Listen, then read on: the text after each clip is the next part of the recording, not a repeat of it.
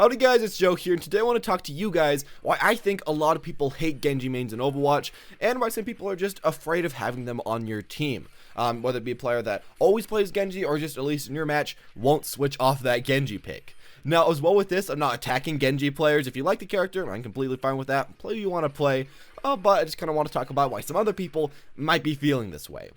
And to my first point about this, I feel like a really big problem about Genji and about the players that are only playing him is that he is a very, very situational pick. Now, when you look at a character like Soldier 76 or McCree, you can play them on offense and defense really whenever you want to.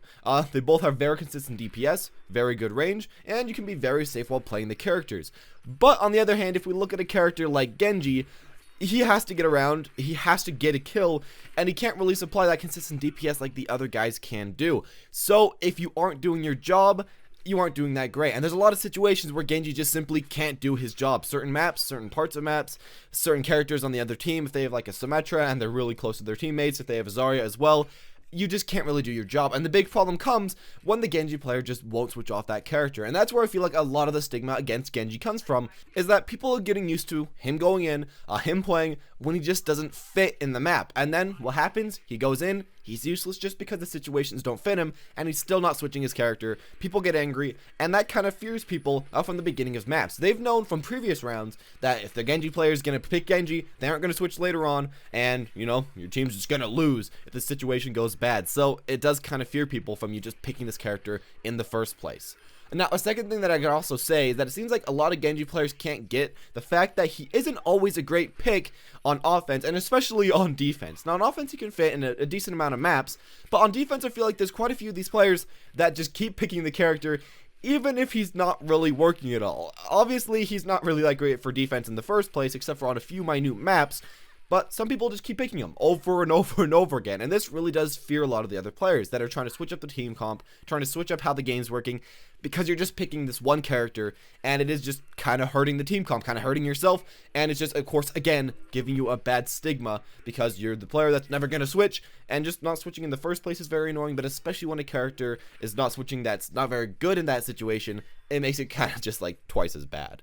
Now, a third thing that I also want to mention is that overall, flankers are pretty hard to pull off and pretty inconsistent to pull off. Now, of course, you see all these times these amazing people playing these characters, getting a lot of kills, being just great flankers, but actually in the game, it's kind of hard to play a flanker. There's a lot of characters that can just insta-counter you, you know, if Soldier's playing really well on point, if Roadhog's playing on point, if McCree's playing on point, if Hanzo's getting really lucky, if Widowmaker's on point, if, you know, Zenyatta gets his E and then two-pops you. There's a lot of different ways that it can go wrong as a flanker, and it's really kind of hard for you to make sure that you get those headshots, make sure that you get those quick kills, and overall, it's kind of hard to be a very consistent, you know, player as a flanker, and there's not much you can really do about it. It's just kind of hard, and the problem comes when, you know, people have experience with very good Genjis, but also very bad Genjis. And they kind of just would rather have a medium player, a medium character like Soldier, rather than someone that can do amazing or really bad. It just kind of feels better when you have a character that can go in the middle. So I feel like that's where a lot of people also have a problem with the character. Now, I feel like with kind of just a continuation to that, he's also just very hard to play at a level good enough that it merits playing him over a character like Soldier 76, like Pharah, like McCree, like a lot of the other DPS, you know, Reaper. You have to have a lot of game sense, a lot of knowledge, and know when to use your abilities, know when to go for your ultimate, know how to get those insta-burst combos, because if you don't, as the other characters, you know, you'll be fine for the most part. You have a lot of chances, you have far range, or your Reaper where you have a lot of, you know, bullets in your clip, but as Genji, if you miss that combo just once, you're probably going to die, and your teammates are just going to see that you aren't doing your job. So I feel like that's kind of a hard balance to put. Are you good enough to overcome just playing any of the other DPS in the game?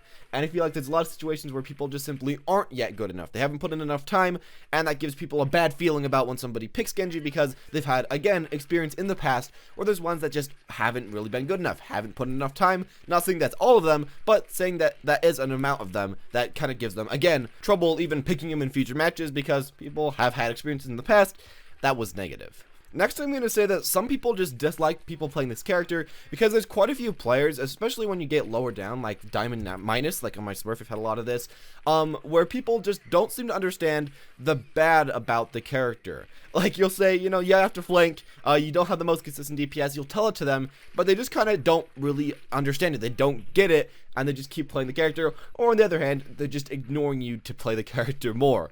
Now, of course, that just gives you bad experience again, and that's something that I feel like especially has kind of like grown and accumulated in total, because I feel like people are just undereducated about the character sometimes, or just ignore everyone else on their team, which is both pretty bad. And finally, I feel like a thing that really does kind of make you want to dislike the character in some ways is the fact that, again, he's very focused on getting kills, and that's kind of all he does.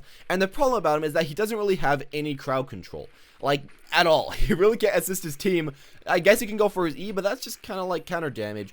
And that does kind of create a moment in time when you are a teammate and you're realizing, this guy can't really help me at all. This guy really can't put much to my team other than getting kills. While there's some other characters that also get kills that can also assist my team. I feel like just, you know, when you're playing with the Genji, you're like, oh, that's kind of like a selfish pick. He's just doing it for himself, and he's not going to really add much to the team.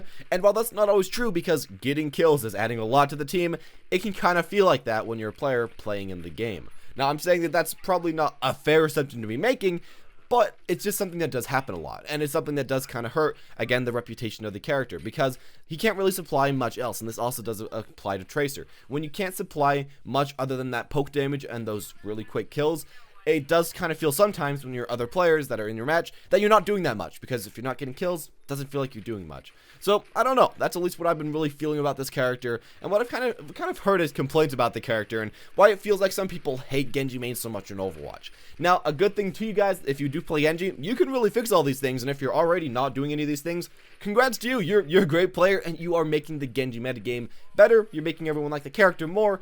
I just kind of want to talk to those people that are kind of hurting the meta a little bit.